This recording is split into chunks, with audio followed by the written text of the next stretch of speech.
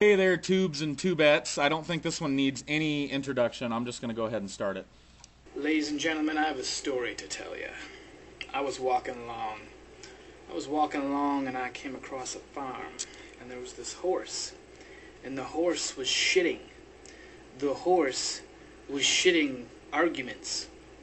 He was shitting out things like, because I said so, and do as I say and not as I do. You know, shit like that.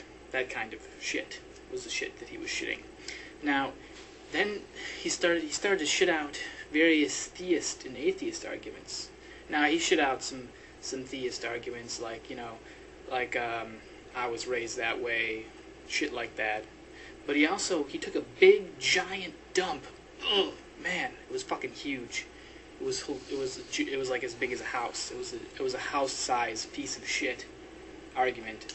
And it was an atheist argument.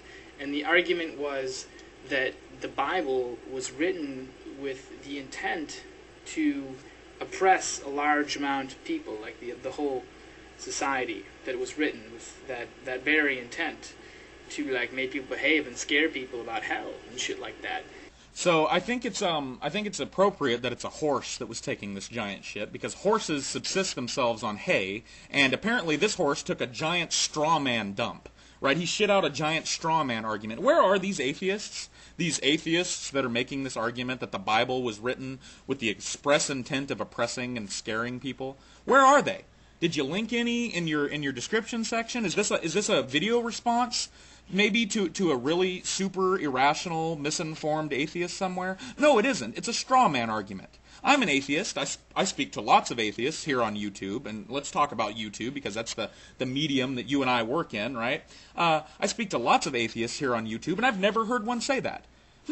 Go figure. I've never heard an atheist say that, but you have, apparently. So you're going to link him. Oh, no, you're not. You're not going to link him. You're not going to mention him by name. You're not going to make this a video response to somebody who said that. You're going to continue to argue against a straw man. You're going to set up this ridiculous argument so that you have something really irrational that you can tie to atheism to argue against. This is why I have a problem with your Disproving Atheism series. Right out the gate. You've started with a big, gigantic logical fallacy, and it just pervades the entire video.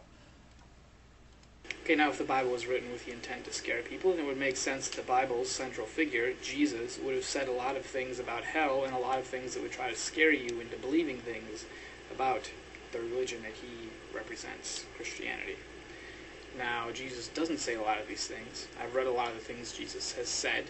He does not talk about, holy shit, you're going to hell. No, he does not. Let's look at a sampling of some of the things Jesus has said in order to get an idea of the kinds of things that Jesus talked about. I've got this book of Jesus quotes. I'm going to read you some scary-ass Jesus quotes. Scary as hell. Happy are you who are hungry now. You shall be satisfied. Fortunate are you who weep now, for you shall laugh. That's scary as hell. Wow. Okay, so once again, what are you doing here? See, this is why I have a problem with you, Fifth Watcher, because you really try hard to dress yourself up as an alternative Christian. I'm not like the other Christians. I'm an alternative Christian. I've got a different view of the Bible. I go about things differently. And yet, when you strip away all that layer, that facade that you try to put up, that way that you really try to present yourself here on YouTube, that persona that you try to present, when you strip away all of that, you're just a religious apologist. That's all you are. All you're doing is evangelizing. But the reason why I have such a big problem with you and not other Christians out there that are just doing it to evangelize, although I have made videos to, Christians who are just evangelizing, the reason I have a particular problem with you, the reason why I've devoted so much video to you, is because instead of just doing that, instead of coming out and being what you are, you try and dress it up. You put a straw man atheist out there and act like you're arguing against this really irrational, stupid atheism. Instead of just coming out and doing what you want to do. You want to spread the gospel, and that's fine. If you want to do that, then why don't you do it? Why don't you just spread the gospel? Present it like this, and you can even set up a mild straw man here, but you don't have to drag atheists through the mud while doing it. You don't have to set up a straw man atheist. You can just say, well, I've heard some people say that there are a lot of things in the Bible that are oppressive, and that the Bible is all about, fear-mongering. Well, I'd like to present you with some quotes that I don't find to be fearful at all. In fact, I find these to be really inspirational. And then read off some Jesus quotes like you're doing here, rather than doing it in the context that you're arguing against some fucking atheist that doesn't exist. Some atheist out there somewhere that you're not going to, name because he doesn't fucking exist.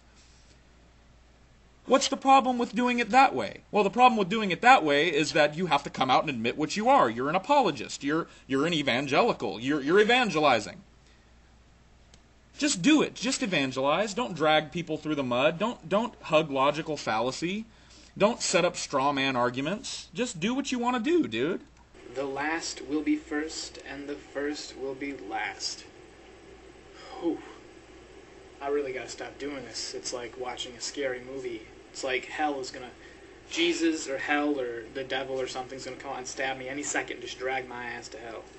Yeah, there are plenty of times where Jesus does talk about hell, and I was going to read off some Jesus quotes about hell, but I did what you asked. I went to your description section, and I looked at all your comments, and I saw that a user had already posted a bunch of the times that Jesus talks about hell. And instead of acknowledging that Jesus did talk about hell as well as salvation and really, inspirational things, he did talk about people going to hell. He did talk about what hell was. Instead of doing that, you try and you make an apologetic argument for it. Well, don't you think really Jesus was talking about hell when he said there will be a lake of fire and there will be weeping and gnashing of teeth? Do you think he was really talking about hell? Or was he talking about man's propensity to isolate himself? Come on, dude.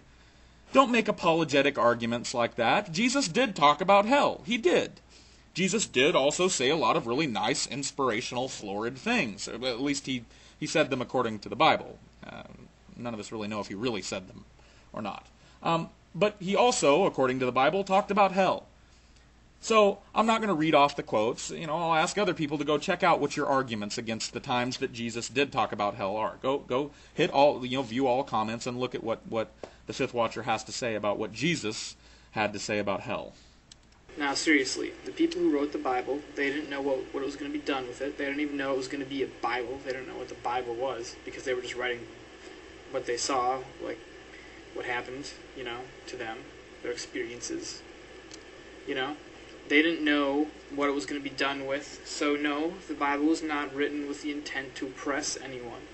Even if some preacher douchebags talk about hell all the time and how you're going to go to it if you don't do exactly what they tell them. That's not on the Bible. The Bible didn't tell them to say that.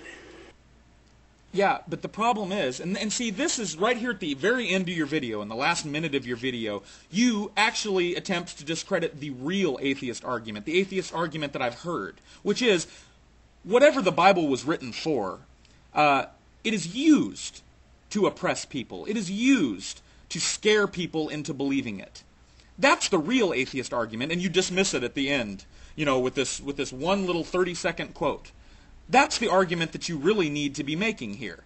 Of course, that's a hard argument to make. That's something that's really hard to argue against. You in fact, just have to you have to concede it. That there are a lot of preachers out there. In fact, that's the mainstream of Christianity. The mainstream of Christianity is based around this idea that there's a hell and you're making this choice. Are you going to choose, eternal torture and poking and prodding and burning, or are you going to choose paradise? And the reason that you ask a blessing on your enemies, like Jesus said, and the reason that you pray for those that oppress you, like Jesus said to do, is because you know where their souls are going. You know if they continue their ways, that they're going to burn, and you don't want that for anybody, because it's the most horrendous torture that you could ever think of. That's the beating heart of Christianity. That's the argument that atheists make. That's the atheist argument that I've heard. Whatever the Bible was written for, whatever its original intent was, it's used to oppress people and frighten people. So maybe what you need to do, instead of setting up a straw man atheist, maybe what you need to do is go and seek out some evangelical Christians here on YouTube that are doing that are using the Bible as a tool of fear, that are constantly talking about hell. Let me tell you about hell. There are plenty. I've seen plenty. In fact, I will link a few in my description. I'm not going to be like you. I'm not going to set up a straw man. I will link a few in my description. You can go check them out, and I'd like to see some videos from you talking to these Christians about how they need to stop using the Bible as a tool of fear and oppression, rather than setting up a bullshit straw man atheist. All right? So I'm looking forward to seeing that, Fifth Watcher, and to everybody else, peace out.